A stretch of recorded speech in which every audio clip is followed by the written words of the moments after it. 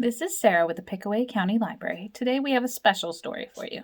This is a wonderful story to share with your kids in an easy-to-understand way about our current health crisis. Our story today is Fairies and the Global Tree to the Rescue by Carol Trembath. She has given us permission to share her story with you. If you would like this story, you can come in or request this book online to read at home. We hope you're all staying safe and healthy. Fairies and the Global Tree to the Rescue.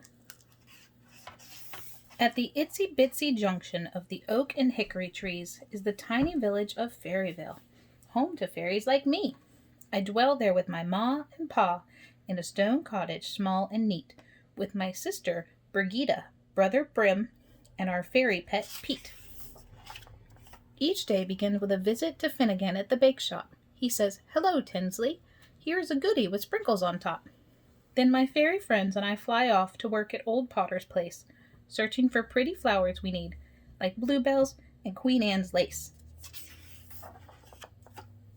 We take our bouquets to Fairy Tower and climb the hidden stair to deliver them to the artists where they're painted with great care.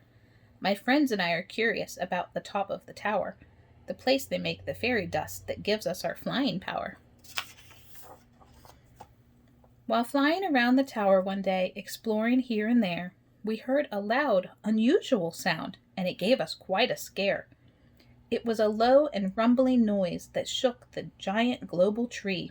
The fairies all flew out from the tower to have a look and see. The global tree wiggled and jiggled. We couldn't believe our eyes. In its broad trunk and tangled, gnarly roots were answers true and wise. "Please tell us what is going on," we pleaded with the mighty tree.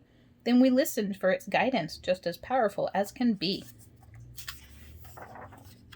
Mysterious winds whispered through the global tree's creaky branches. It told of Fairy Hollow's surprisingly bad circumstances.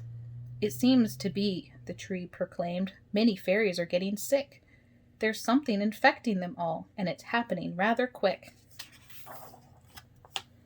Take heed. Only you can help, so my good advice you should follow. Stay safe as you attend to each and every Fairyville hollow." The great global tree leaned forward and said to all Fae who could hear, "From strangers and friends, keep a little distance and don't get too near." "What more can we do?" the fairies cried, but it seemed that no one knew. "Let's go and ask our fairy council. We're sure they'll know what to do." So off we went to the high treetop where fairies all assembled to gather around the council as we shook with fear and trembled. The fairy council met quickly and decided upon a plan to find out the facts, take action, and do all that it can. They sent all our medical fairies to search hollows far and wide to find safe treatments, good advice, and which new rules to guide. Brigitta and Brim were officially part of this newest task. They were told by the wisest of all elders to each wear a mask. He said, "This illness is airborne, and to many objects it clings. Take care not to touch your face, and wash your hands and your pixie wings." There's even more you can do to help out our sweet fairy friends. Stay home, only shop when you must, but no more travel till this ends. Keep close ties with elders, bring them sweet smiles and a cupful of cheer. Help out your good Fairyville neighbors, but don't get too close, my dear. Now my sister Brigitta and brother Brim knew just what to do, and so to Fairy Godmother's mighty hollow they quickly flew.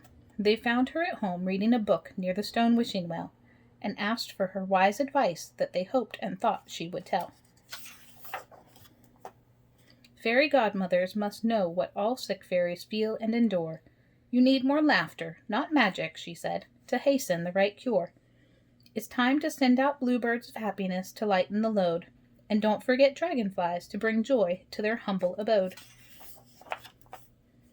The hour has come for all fairies to stretch out their smooth silver wings, taking our kindness and hope to eat other realms and all living things.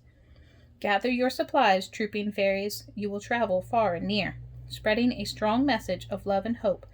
They should have no more fear.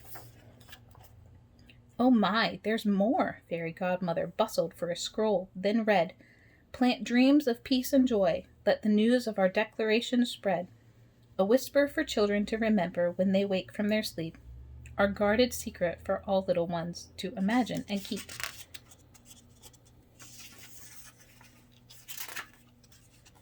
Believe. Fairies are real and live here in Earth's sphere. Our hollow is hidden, and yet we are near. Believe in us, fairies, whatever you do, so our love will shine bright and carry you through. The end.